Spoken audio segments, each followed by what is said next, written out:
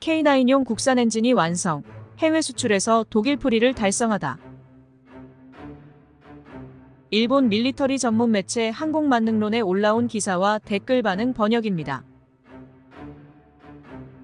한국은 2020년부터 K9 자주포용 국산 엔진 개발에 착수해왔으며 제인스는 27일 한국방위사업청이 STX 엔진의 K9 탑재를 발표했다고 보도했다. 이에 따라 K9 자주포는 해외 수출에 있어 독일 프리를 달성하게 되었으며 이러한 성과는 주로 중동 지역의 고객 확대에 긍정적인 영향을 미칠 것으로 보인다. 한국과 아랍에미리트는 K9 도입 계약을 2019년 하반기에 체결할 예정이었으나 독일 정부가 해당국에 대한 무기 금수 조치를 가해 프리드리히스 하펜 디젤 엔진의 아랍에미리트 이전은 불발되었다. 이러한 경험을 바탕으로 한국 정부는 방산 장비에 포함된 기술 부품의 국산화를 계획하였고 그 첫 번째 사업으로 방위사업청과 산업통상자원부는 2020년 9월 K9용 엔진 국산화 사업을 발표했다. 영국의 리카르도도 2021년 11월 K9용 신형 엔진 개발 지원을 위해 한국의 STX 엔진과 계약을 체결했다고 밝힌 바 있으나 이번 신형 엔진의 K9 탑재가 공식적으로 확정된 것으로 보인다. STX 엔진은 해당 엔진의 개발 계약을 2021년에 따내어 2024년 초 프로토타입 성능 시험을 통과했다. 한국방위사업청은 국산 엔진의 판매에 대해 독일의 허가가 필요 없다며 이것이 K9의 해외 수출을 활성화할 것이라고 설명했고 국산 엔진이 독일 MTU 엔진보다 성능과 효율이 향상되었다고 주장했다. MT881 KA500을 대체하는 엔진 완성을 통해 한화에어로스페이스의 K9 자주포는 해외 수출에서 독일 의존에서 벗어나게 되었고 이러한 성과는 주로 중동 지역의 고객 증가에 긍정적인 영향을 미칠 것으로 예상된다.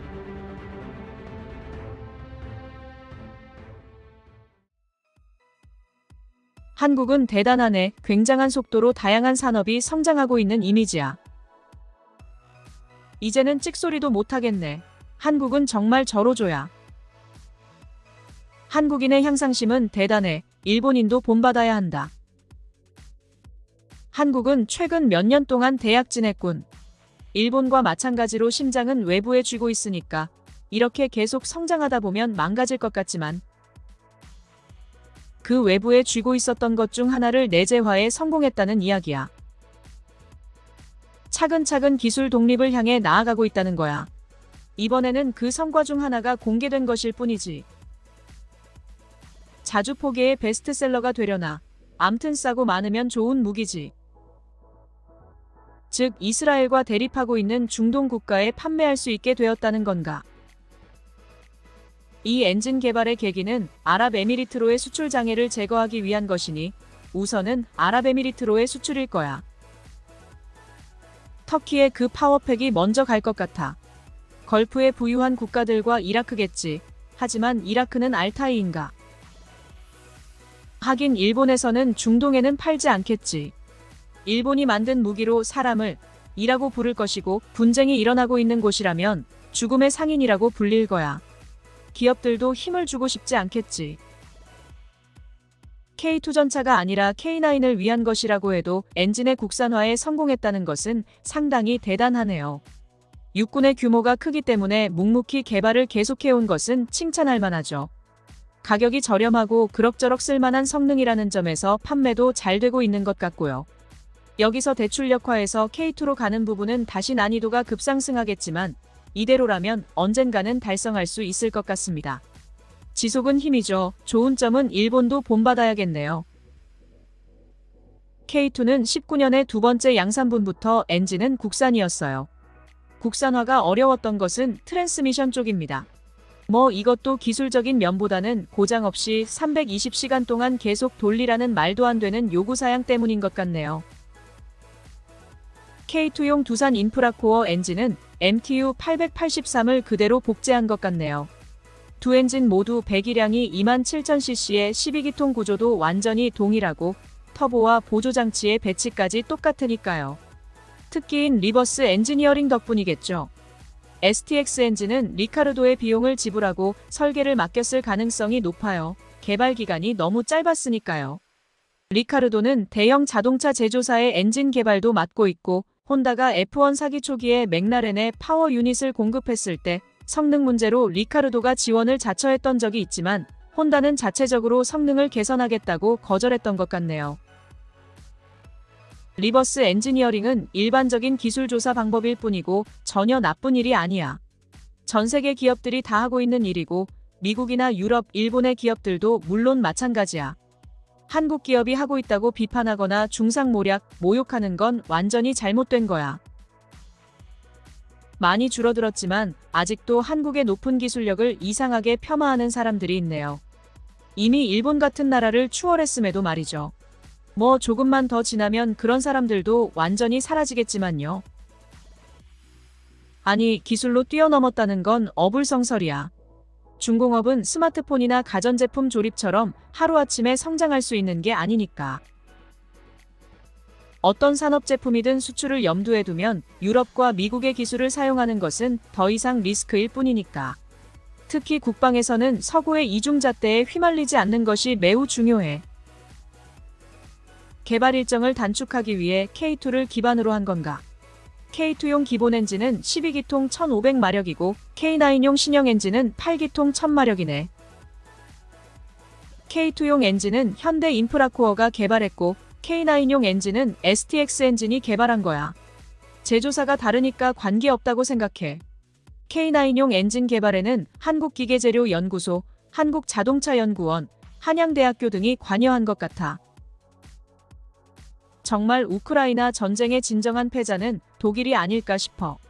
무엇 하나 독일에게 좋은 일이 없더군.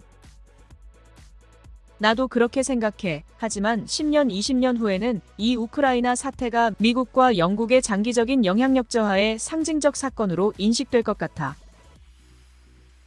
폭스바겐의 대규모 구조조정도 독일에서 시작되고 있고 어쩔 수 없는 상황이네요.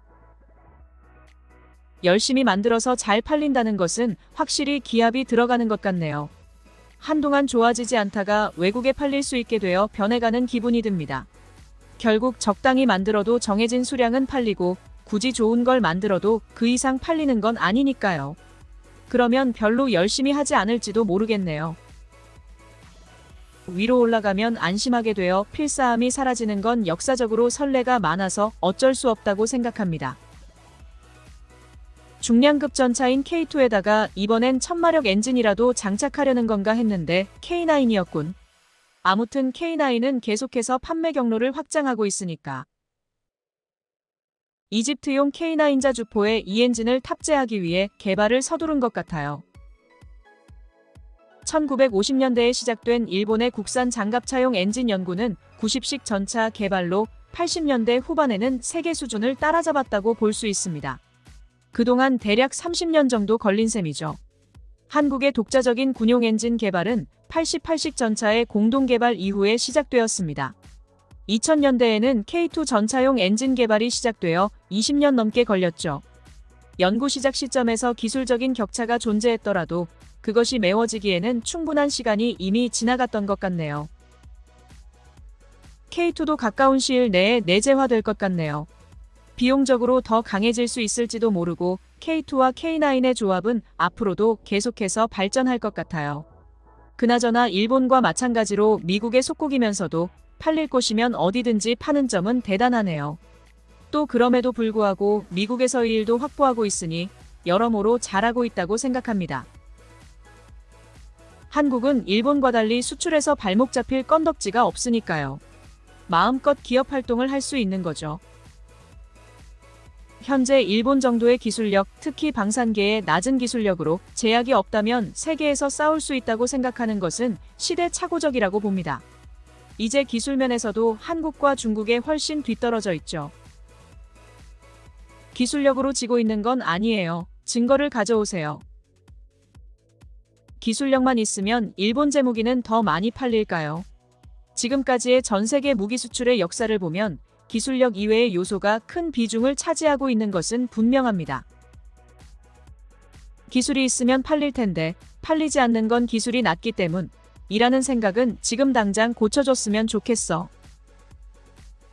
무기에 국한되지 않고 공업은 기술적인 폭이 넓지 않으면 만들 수 없는 것이 많아질 것 같은데 일본은 특정 분야에 집중하고 전체적으로 보면 이빨 빠진 듯한 느낌이 들어요.